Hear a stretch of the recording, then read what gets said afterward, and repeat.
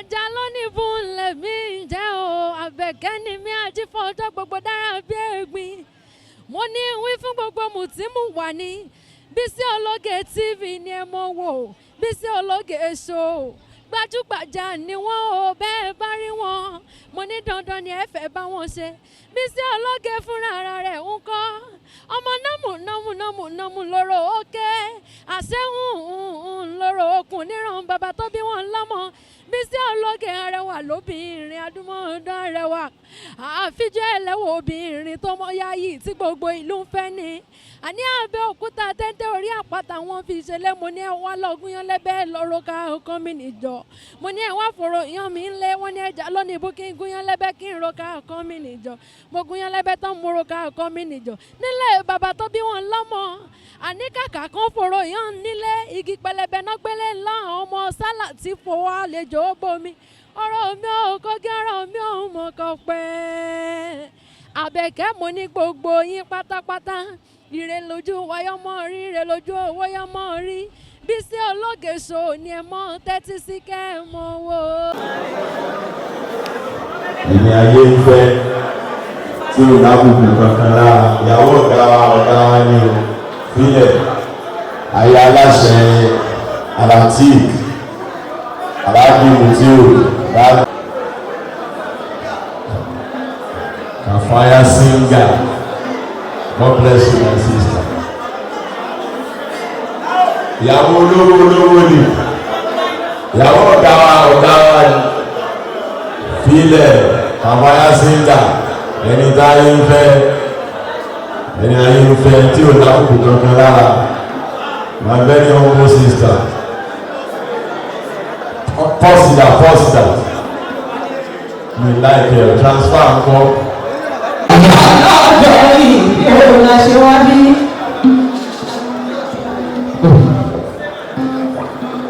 Ayọ̀ àwọ̀ gẹ̀ẹ́gẹ́. A kì í sí báyọ̀ ẹ̀sìn ìyá wa. Ìgbàdùn ọdún kan ní nínú ọ̀la ńlá.